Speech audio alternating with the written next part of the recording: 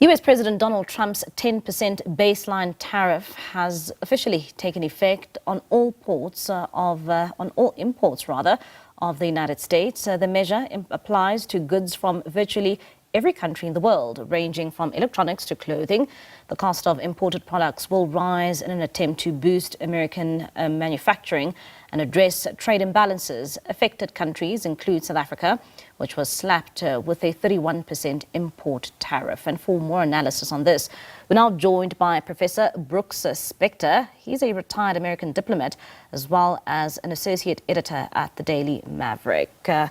Professor, thank you so much for your time this evening here on SABC News. I mean, firstly, I want us to start off here. Just earlier on the show, we're showing our viewers here on SABC News visuals coming out from the United States as protests start today. And we understand that there's a number of protests which are planned for the rest of Saturday. How do you respond to some of the protests and react as we are seeing people raising their dissatisfaction with US President Donald Trump? As far as I'm concerned, I mean, people have the right to protest. It's an inherent right under the Constitution, and there clearly is any number of things to be protesting about. The blizzard of so-called executive orders have touched any number of nerves. It has decimated any number of government departments, agencies, and divisions within departments, including striking fears for many that certain essential services that people have come to expect are going to be less well managed or abolished even. And this ranges from Social Security payments to the Weather Bureau. So there's a fair amount to be protesting about. There is also the more general dissatisfaction with the realization that this new tariff regimen is almost certainly going to increase prices on consumer goods, even as it has over the last several days had a deleterious effect on the stock market. And as you know, and as I hope many listeners and viewers know, that many people in the U.S., through a variety of investment plans, have money that is primarily set aside for their retirement, but is invested in stock shares. And when the value falls, of course, that means that that money for their retirement is consequently less, and that's struck fear in the hearts of many people. I've gotten emails and messages from friends in the United States focusing on that, but also telling me that they're going to the protests. So there you are. It's a measure of dissatisfaction, and I think also it's a certain amount of a measure of dissatisfaction with the Democrats in office that they haven't been more vociferous so far in protesting and in trying to prevent some of these actions. Now, that's harder to organize and it takes time, but I think all those together are going to bring people out for the various demonstrations you're noting.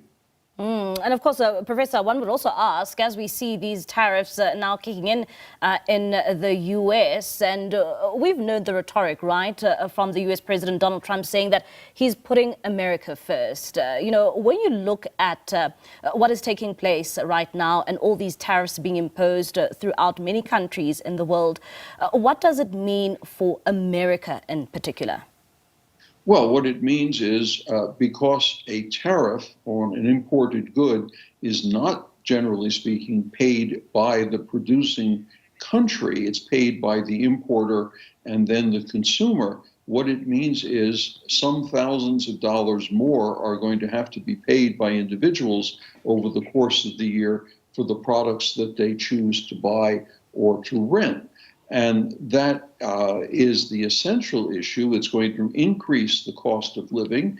That will mean an increase in inflation, and that's going to have a knock-on effect on the ability of consumers to purchase goods and services, which may in fact lead to, and we'll use the dreaded R word here, a recession. And Professor, a number of countries have really been retaliating to some of these tariffs, and they're countering, their tariffs to the United States. And when it comes to South Africa in particular, what do you make of the position that Pretoria has decided to take? And they have not placed any reciprocal tariffs so far to the U.S. Well, let's start with the baseline that what we should be worried about now is what, for all intents and purposes, is being called a tariff war.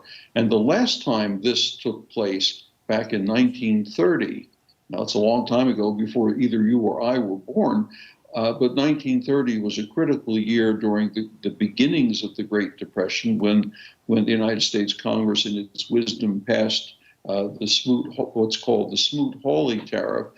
It made it much more difficult for goods and services to be purchased by American consumers from largely European producers. And it also made it, the European nations encouraged their own tariffs. We had a tariff war, and the Great Depression became that much more severe. To the extent to which the South African government has yet to make a reciprocal tariff arrangement against American imports, that speaks, I think, to two things. One, the South African government has realized that the goods and services that are brought in from the United States are crucial to the South African economy, and they don't wish, at this point at least, to disrupt that any further. But it also says that, in a political sense, South African government is trying somehow to avoid the worst of its already difficult relationship with Washington, rather than push further on that path to hold back. So there's an economic and there's a political aspect to what appears to be their decision. Of course, they could simply be in the process of trying to decide what kind of response is appropriate.